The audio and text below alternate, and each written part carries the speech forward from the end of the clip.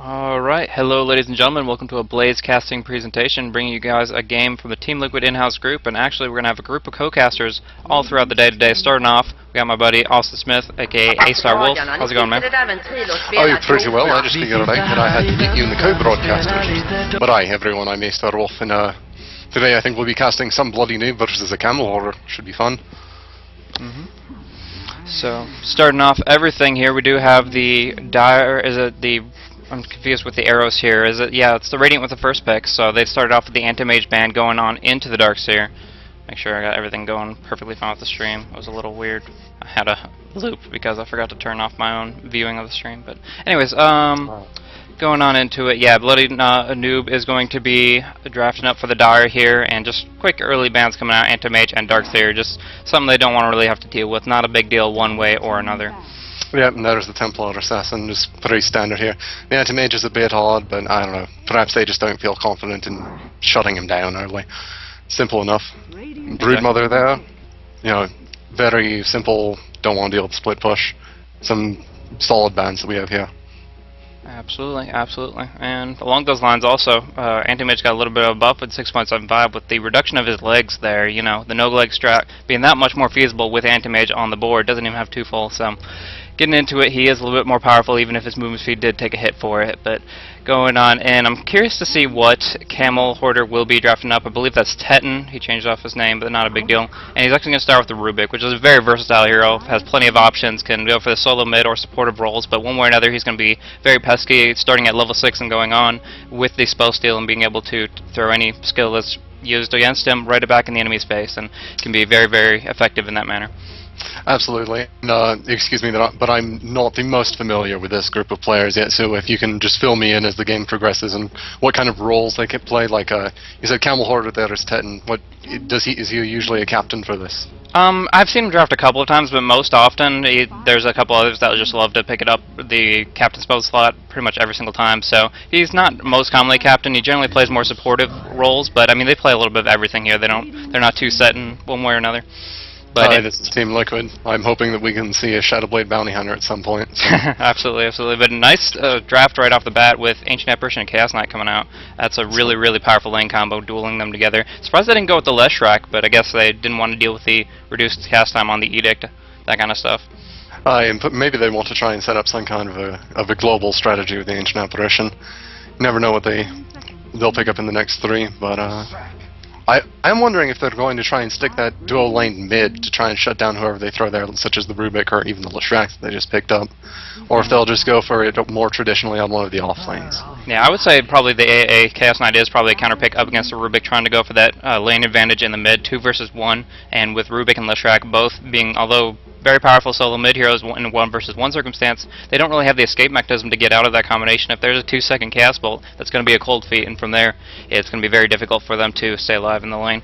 And that's going to be a very kill-oriented lane for sure. But the Keeper of the Light is a very interesting pickup. What do you think about that? It confuses me a little bit. Like, they're going very heavy on the supports for their first 3 kind of pickups. I feel that I'm very much used to, as a carry player myself, having a kind of carry-oriented lineup. So them not having that quite yet, kind of, I'm not entirely sure what they want to do yet. The Keeper of the Light will obviously give them a lot of great pushing and especially anti-pushing. So if they want to go for a 4 Protect 1 soon, I think they could easily pick up 1 more support and a really strong carry like Faceless Void or the like, and they'd have a great time of it, but there's the Tinker, so they maybe want to turtle a bit as well.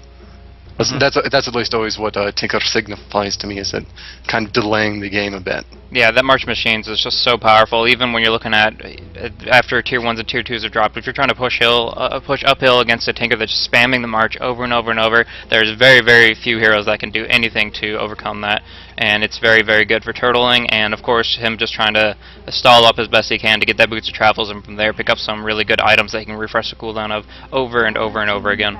And can be very, very effective if he gets those up. But it also puts a lot of item reliance on the team. Chaos Knight scales pretty well with that crit and illusions, and now the Tinker, of course, needing a lot of items to get off the ground with those active effects.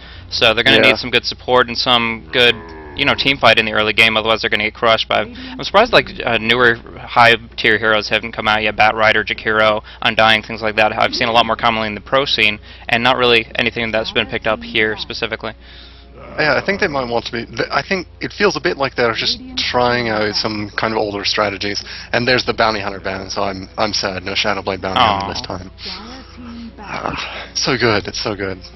Sure. I'm still though not entirely convinced that they would have gotten Bounty Hunter alongside a Chaos Knight Tinker. It just doesn't scream as a synergy to me. Either of the teams get it, you know. Yeah. Just want to see the Bounty Hunter. Of course, of course. So. What do you think about the Beastmaster ban? I mean, they've already got a 4-second stun potential with the Chaos Knight's Bolt. Do you really think the Roar would have added that much to their lineup, or? Well, I'm a bit unsure about that because they don't have any hero that you really need to lock down quite yet. They still haven't picked up that carry, and kind of that dictates what kind of heroes you want to get to shove them down. Like if I know Anti-Mage is banned this game, but if it was Anti-Mage banned or Anti-Mage that was the Radiant teams carry, then a Silence can generally do for kind of locking Anti-Mage down and keeping him there. But for some other carries, you might want that harder stun. So I think it kind of shows, yeah, Phantom Lancer, you want a hard stun to kind of keep him from going invis. So I think that kind of just leads into that pick. Interesting, interesting. So, along those lines, Phantom Lancer did get that 6.75 buff of the 4.2 agi gain. Scales a lot better into the late game, those illusions attacking that much faster, proccing more doppelwalks, and getting things going really in the hard carry aspect of him. Also, Chaos Knight really being almost entirely single target hero. I mean, obviously, you can select more targets with the Phantasms and possibly a Manta style, but in general, if Phantom Lancer gets going and starts actually proccing a lot, I really only feel like Tinker's March Machines and I guess Ancient Apparition's Ice Blast are the only thing they currently have to deal with it. So they're going to need some kind of cleave or AoE or maybe a Luna for Moonglaves. I don't know if they want that much more carry, but just something to deal with those solutions specifically. I'd say I don't think they're going to pick up Luna to deal with this, but the other thing to note is that it explains the Keeper of the Light pickup.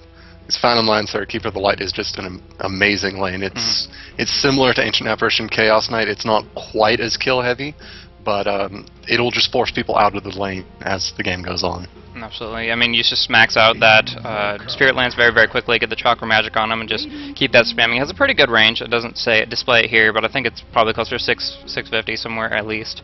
And of course, yeah, it just adds a large chunk of damage, as well as proccing the illusion to be very frustrating to harass enemies off there. Even if the Keeper of the Light can't land that many Illuminates himself, as good players will be able to dodge it if they see it coming in anyway. But the Phantom Lancer, you can't really do that too, and that's really good composition there. Now the question is, do you think the Ancient Apparition Chaos Knight is a better kill, harassment, force the enemy back composition than Keeper of the Light Phantom Lancer, do you think? The Ancient Apparition Chaos Knight is going to have more outright and immediate kills. As I said a bit earlier, the Keeper of the Light Phantom Lancer is more going to be keeping the pressure up on a lane. He's going to be giving him the mana, he's going to be just spamming out those spells, and it's just going to drive people away from the lane eventually. Now this Invoker pickup has, in my mind at least, screwed up the lanes a little bit. I'm not exactly sure how they want to bring him in. I mean, traditionally Invoker was the most powerful solo mid hero in a long time, but he did get a number of nerfs as far as his attack damage, not only through his base damage, but also through the Drums of Endurance, which he traditionally picks up. But along those lines, you think we're going to be more seeing a safe lane Invoker, but I'm just kind of confused. Tinker and Invoker both need to be farming safely and securely, and it makes it a little bit weird how they've put this up. Do you think like a supportive Invoker or a core? I actually almost think the Tinker is going to jungle. Oh. I've just got a feeling about that. He could ancient stack jungle, or he could just, you know, stack in the normal jungle and jungle. But I have a feeling that might be what they're trying to do here, because that would make the lanes make a bit more sense. But it'll depend on their last pickup, and they could run it a few ways. Absolutely, absolutely. So we'll have to see what they have in mind. Bloody Noob drafting that up, and hopefully have a generally good game plan in mind. But Puck is a very, very good option in my opinion. Having the Waning Rev not only increased in damage, but also just a really good AoE silence. Very large radius compared to its animation, but just hitting up on Tinker, Invoker, any of them really. If you silence somebody, that's going to really limit their potential for that duration. They really are very reliant on their spells getting off, even though CK's cooldowns are rather large. You know, you usually just pop those off before that becomes an issue. But I have seen drop the base, and still Stansel's on the other team. I've seen Stansel pick up the Puck and do an amazing level of initiation with him. I've also seen drop the base, pick him up once or twice, and did pretty well. So we'll see one way or another if we can get the Puck initiation with that good Blink Dagger farm. But as far as lane compositions, are you thinking like a tri-lane with Phantom Lancer Keeper, and then either Leshrac and Rubik, with Puck on the offlane? That's what I was just about to ask. I think that's what's going to happen. I'm not sure whether it's going to be one of Rubik or Leshrac will do mid, the other will go to the tri-lane. Well, no, sorry. Messed up my thoughts there. One of Rubik or Leshrac is going to solo, but is it going to be them mid, or is it going to be Puck mid? And because I think the Puck, he can do the suicide lane fairly well, but I'm unsure if they could send Rubik or Leshrac down there. And then Alina for the last pickup. Yeah, so I think that's interesting. I think the Tinker's going to jungle. That would make the most sense to me, even if it's not the most sensible thing. Okay. So, as far as a traditional 3-1-1, we're seeing Keeper of the Light, Phantom Lancer, and either Rubik or Leshrac on the bottom lane, then, yeah, Radiant. So, then Leshrac or Rubik, whoever remains, would go in the mid, with Puck, I believe, would be going on the offlane. He just has such a good escape mechanism with the Illusory Orb into Ethereal Jaunt, and he's really going to be able to get out of a lot of hard circumstances, as long as he's not getting really high level stuns on Chaos Knight, assuming that's what he's lining up against. But we'll see how they want to drop this off. If they want to go Flame Boy and Freck both dueling up in the middle, or if they actually want to Lina and Chaos Knight is also a really good combination together. That Light Strike Array set up by the Chaos Knight. Well, they could actually tri-lane that and just like go real overkill. I don't even want to. I can't even imagine having to fight up against that. There's not a hero in the game that I would be happy to face that with. That's for sure. I don't know. I think Puck is probably one of the better ones to do it. Sure. Yeah, with the phase, if he can spam the phase shift, get out of the Light Strike Array, and from there he would be able to lose your orb out. So that's a very good point. And then Rubik is the one going mid. He doesn't have, he's saving for his bottle real quick. Just 3 branches in the tangos. And should we introduce the teams now? Alright, yes. I'll start off with the Radiant here. We have Loku up on the Leshrac, going up top, drop the base, picking up the Puck. Hopefully he'll get some good nits just like last time. But Zyberia and Busty Baboon picking up Phantom Lancer and Keeper of the Light respectively going on the bottom lane. And then on the Dire side, starting from the top, we have Bloody Noob as the Lina this game, who is going to the bottom lane, and it is that disgusting tri-lane down there with Freck on the Ancient Apparition and Flameboy, who I thought was going to be a Recordcaster, which would have been an amazing duo, by the way, Blaze and Flameboy. I've actually met him there, so... He's going to be picking up the Chaos Knight, and then we have Stancil, who's going to be taking the Tinker mid, which makes some sense. A bit more than that jungle that I was suggesting. And then we've got Wicked with Invoker up at the top lane. Yeah, the aggressive tri-lane makes a lot of sense here. Just you're seeing right off the bat, 1 second stun though, not enough. If they had gotten the 2, then it would have been a cold feet, but instead he is going to get out there, and that's a lot of damage coming out from the Illuminate. Now Light Strike Array comes out onto Busty Baboon, and now Zyberia's all on his own, but he wants to get Flameboy, pops out the Lance, but I don't think it's going to be enough slow, though. Salve does come out, and it's just going to be all for naught. I do think they took off the they took off the Salve from Flameboy, so that did cost them at least a decent amount of chunk of HP. Yeah, that wasted quite a bit of regen for the Dire side's offensive tri-lane. Like they need to win this. Yeah, they don't have the pulling to rely on. And they didn't even actually get any wards off on that. I think they were going for them, but no Dire wards placed whatsoever. Actually, they didn't have any on hand, so that really wouldn't change anything. Yeah, they gave them to Invoker up top. Interesting process there. I don't know if that was the best option, but we get sitting up happily with some wards, 1v1ing up against the Puck. Shouldn't be too big of a lane one way or another. I don't think there's going to be any major kill action going on until higher levels, around level 5 perhaps, but we will see. In the meantime, though, this Tinker versus Rubik situation, pretty interesting there. Pretty much based on who gets runes in my mind. They're both going to get their bottle very, very quickly with the 3-branch setup, but it's really going to be who can acquire the runes and who can get that control, and that's going to be a lot on the support's hands if they can, set them up to get the runes right off the bat.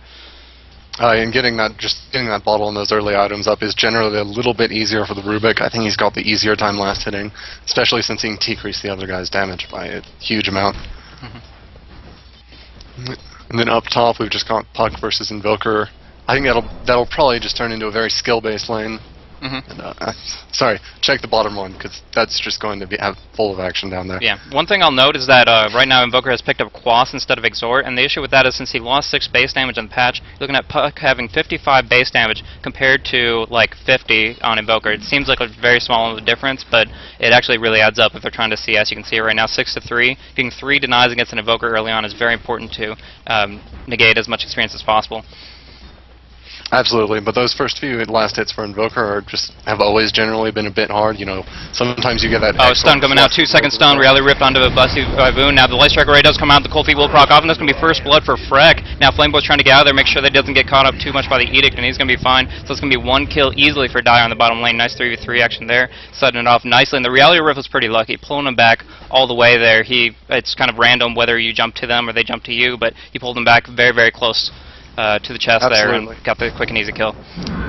It's actually almost, it's a backup if the stun's not long enough and Ancient Apparition has already put his delayed stun onto the enemy, then you can pull them back in and it's almost guaranteed. Even if it's just a 1-second stun, you will almost always get the freeze off on Cold Feet. And as we just saw, the 1 second's plenty of time to get the Light Strike Array off, and Lena getting a really nice stun off there, hitting all 3 of them with that. It just puts out a lot of damage and makes sure that they can't retaliate in nearly the time, the period that they were looking to.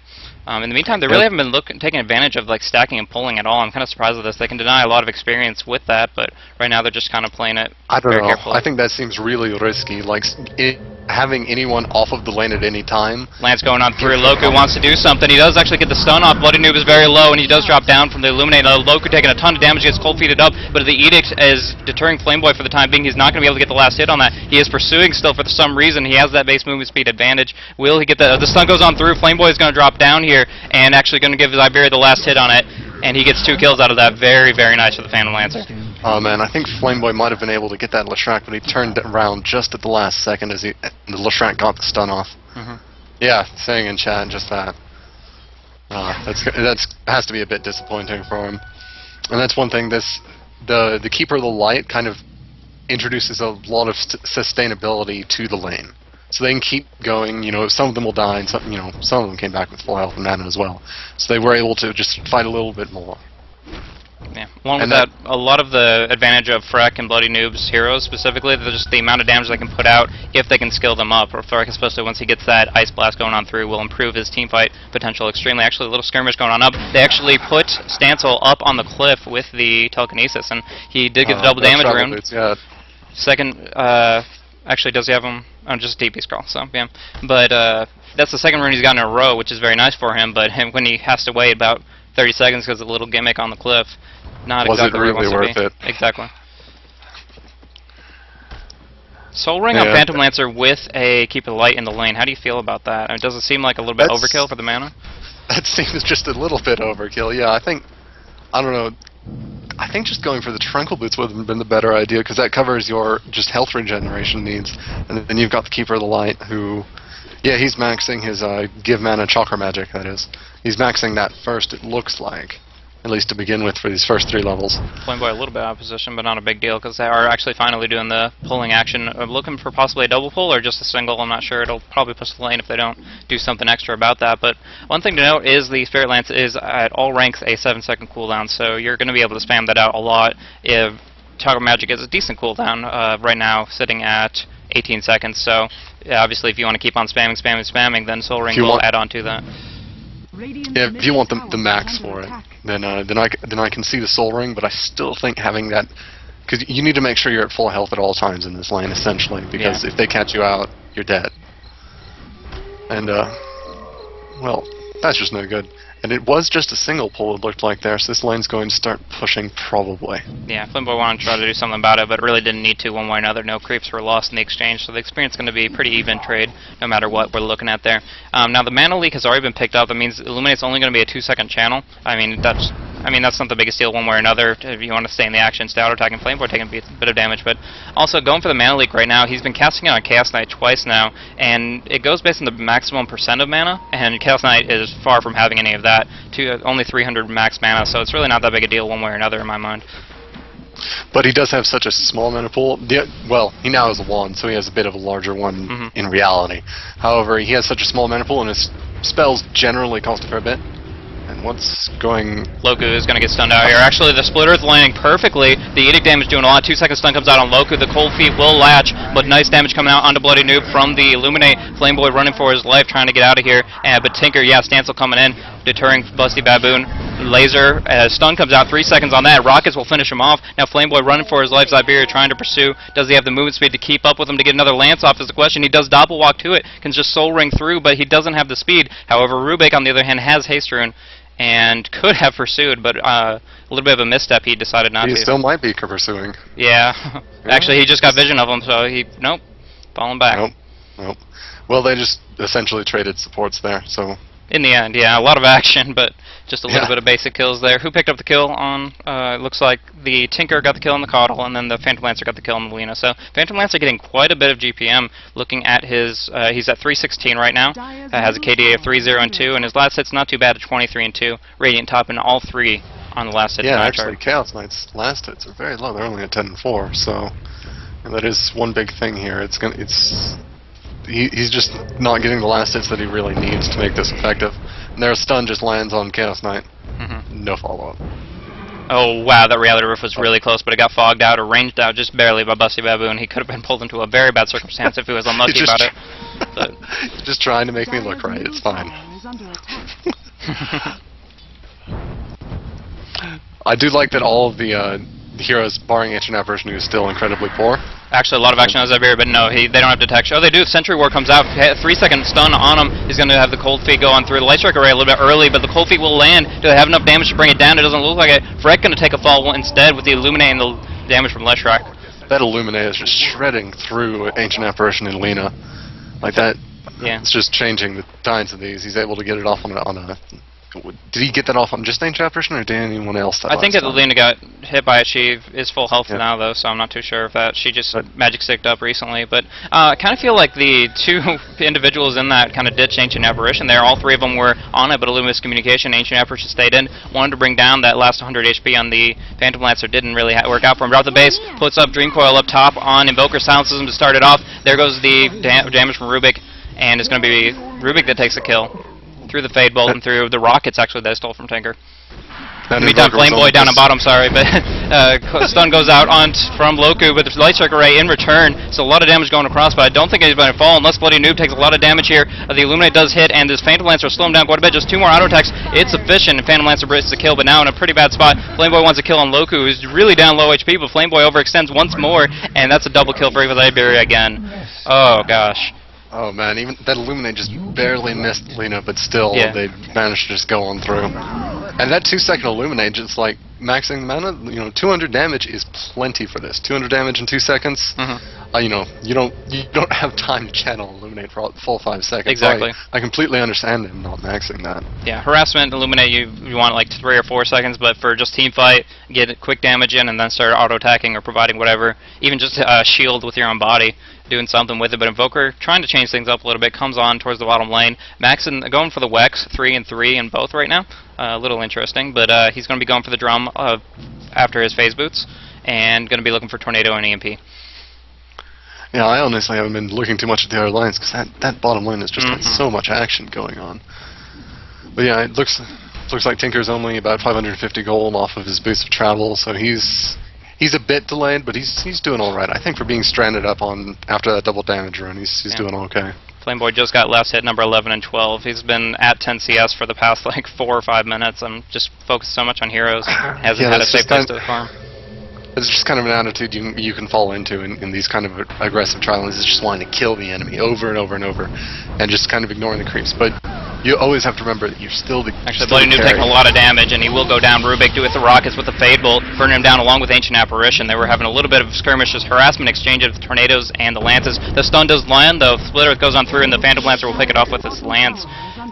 And that's, going to be more and more kills for the Phantom Lancer. It looks really bad for the Dire right now. I mean, we're looking at 12 and 3, 6 of those kills being Phantom Lancers, with 3 of them being assisted by him. So Zyberia on top of things right now and farming up like a boss right here. What's he going for? Is he going to be going for Pure Defusal? I'm not sure. Maybe the Radiance. I mean, he has 2100 with the Soul Ring Tranquil and Poorman Shield. So I feel like this Ancient Apparition, he's incredibly poor, but Flameboy taking a lot of damage. Wow, always kills back and forth all over the place. Drop the base, does not want to let up, and Flameboy gets caught out. Rubik starting off with telekinesis, actually steals the Chaos Bolt and lands it on him. I'm not sure how long the duration was, but it definitely was enough for Puck to finish the job.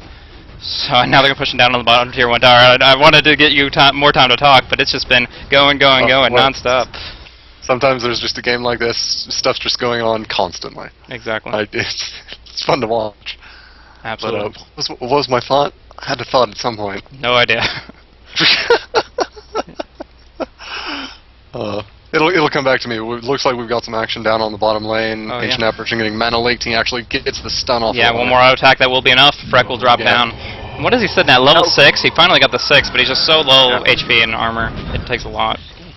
Yeah, and I know he's incredibly poor. He's been buying TP scrolls to get back to the lane really fast and wards and all that. But I still think he could have invested into a magic stick. Not a full wand. He's not that rich. Sure. But just a magic stick, I think, would have saved him in some of these situations. There's so many spells being casted, and it's helped Chaos Knight and Lena a lot, although not enough. But if Ancient Apparition had had one as well, which he has had enough money for at some points, even at points where they've been pushed up on that lane enough to actually just buy one from the side shop. So I really feel like he should have gotten a magic stick before his boots. Exactly what you're saying. Actually, looking at the net worth tab, just noting how many consumables this guy has picked up, he's actually sitting at 340 net worth. It's just so poor with his gold, with his poor branches. I mean, that's all he's got is 2 branches and 250 gold to his name. It is not really in the best spot. I mean, that's number 5 hard support when you're losing, but hopefully he can pull it back together, ward up a little bit more actively, and engage on team fights that they actually feel they can win, have an advantage, pick up some quick and easy ganks. I mean, Tinker is sitting at level 9, so that's a lot of damage he can put out there, and they were able to force them off the bottom tower and get that deny, which is pretty important. And this next last hit is his travels. There we go, yeah, last hit's Chaos Knight. It looks like was competing for it. But Boots of Travels on Tinker should be... ALC does go on top, though. Tornado does miss, though, so he's not going to be able to follow it up with EMP or Cold Snap. Yeah, I don't think they're going to be able to get there in time to pursue them down. And it actually looks like the Keeper of the Light, he's now maxing Mana Leak, or like, not maxing, I'm sorry, but putting points into Mana Leak even before finishing off Chakra Magic, and he's still only got 1 point in Illuminate.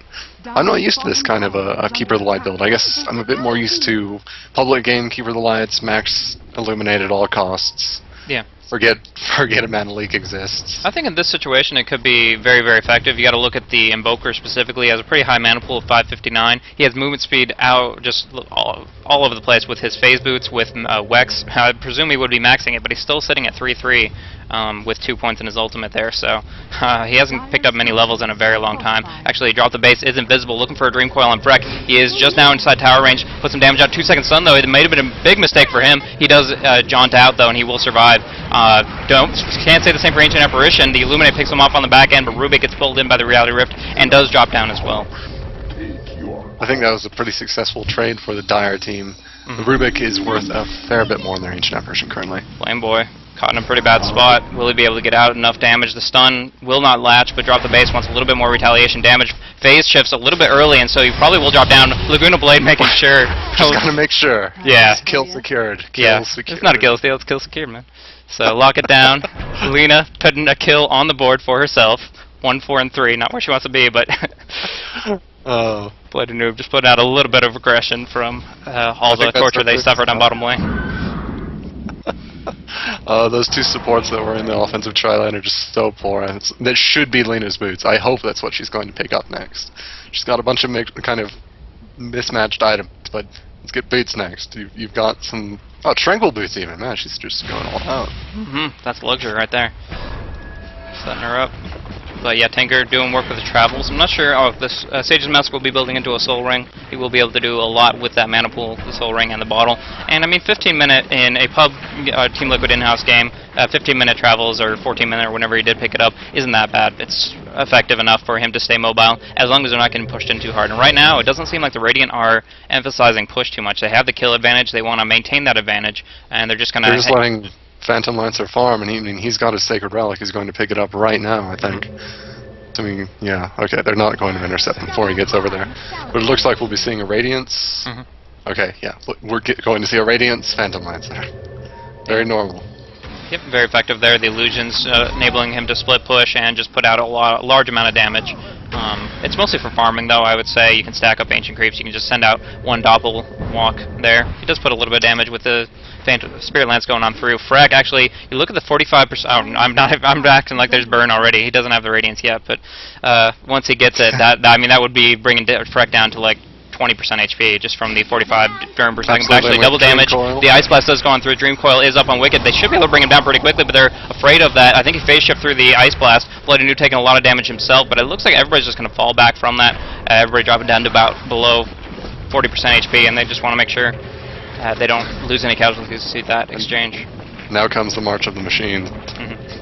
Yeah, if there was any hesitation in separating that team fight there, Tinker made sure of it, putting those machines in between everybody and just saying, hey, everybody back off. This isn't a game about fighting, it's farming. And Tinker, true to that, goes up to top lane to push back out the creep wave up top. Aye, and going back to the Radiance on Phantom Lancer, it is definitely a farming item for Phantom Lancer. You know, unlike Cell Bear, where, you know, just the Spirit Bear with Radiance is enough to kind of push, and that's kind of the signal of your start of your aggression. With Phantom Lancer, he can farm insanely fast with Radiant solutions, just on the jungle and like 2 or 3 lanes at once, depending on how well he can position them all, how much micro he's putting into that. So once he gets that Radiance, his farming rate, which is already fairly decent, is going to just spike through the roof if he micros it right.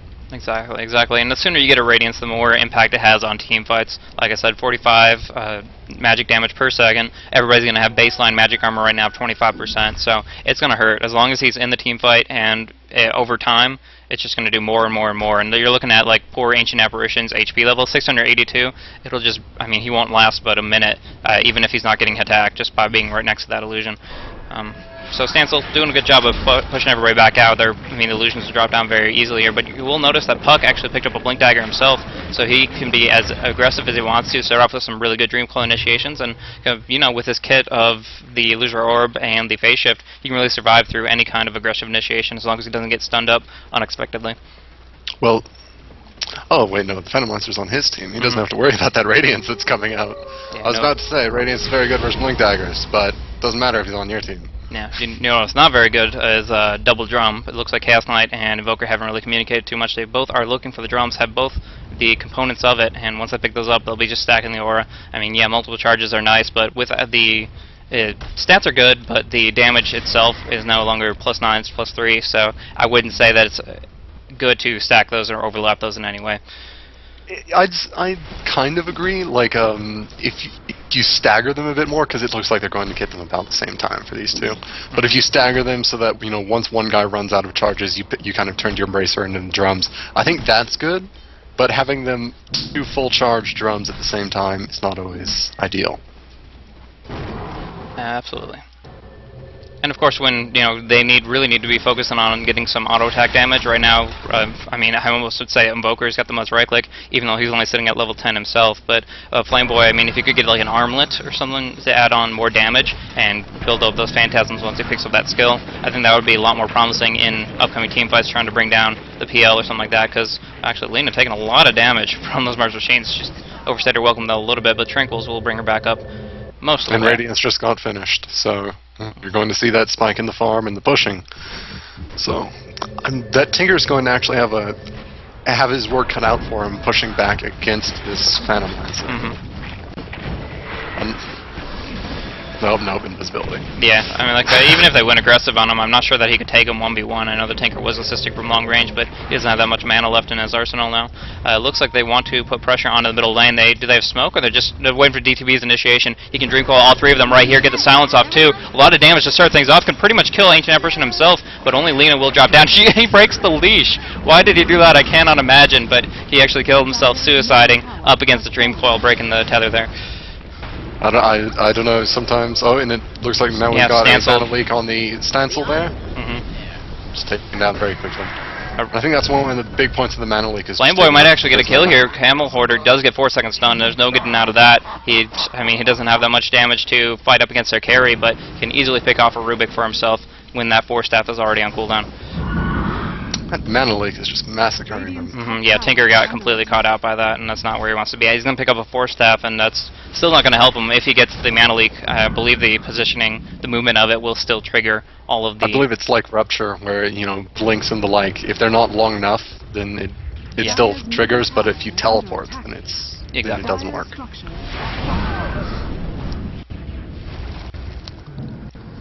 So, along those lines, I mean, looking at the goal graph right now, it's over about 8,000 advantage for the Radiant here, as well as a similar story on the XP graph. So along those lines, what do you think Dire needs to do to get back in this game? I definitely think Ice Blast is going to have to be a very key factor, getting that in the fights really early on and coupling that with a bit of AoE damage, but do you think that'll be enough? Tinker needs to... I feel that they can't really take the... They can't even take quite the 5v4 fight right now. It feels like, at least. Like, whenever they're engaging in these Phantom Lancers, just all farming, but all 5 of them are just against, you know, the 4 that are left for the Radiant. Recoil up on Stancil, he gets illuminated up, Sounds goes on through, DTB taking a decent chunk of damage here, but will it be enough to bring Stancil down? He does laser up, finishes off on Puck, bottling up, trying to bring down the Baboon as well, but he doesn't have the cooldowns for it, so he's just going to sit there, happily actually getting illuminated a little bit, but he has enough HP, I believe, dodges it anyway, so no big deal there. What were you saying? And Chaos Knight gets taken down on the bottom lane by Rubik and Phantom Lancer. But I feel like Tinker needs to do just that. He needs to distract a bunch of them, kill one, hopefully. You know, if he can go like that again and again, then they're on the right track. But he needs to be split pushing and distracting them so that they can take a 4v3. Oh wow, getting ganked up really hard here. Telekinesis, 4-second Chaos Bolt comes through. He's stunned forever. If they just put a little more damage on, Leshrac has it. Loku finishing the job there and getting a really nice kill. Despite his, I would say, level disadvantage, he's only level 10 up against that level 14, but picking it off easily with the support. Coming in Camel Hoarder, using that Force Staff very effectively to get some long-range initiations off. And just putting that pressure. Tinker doesn't feel safe no matter where he is at right now. I mean, he did a really good job up on top lane, but the second he goes somewhere else, he's facing a whole new threat. And a bit of damage coming out onto the illusion of Phantom Lancer. He reality ripped it and stunned it, but wasted his spells and just gets dropped down by the Phantom Lancer and Loku. Those illusions, yeah. But the Ice Blast combined with the Dragon Slave was sufficient to bring down Leshrac at the very least. Bloody Nuke finishing the job there, but just gets dropped down immediately after that.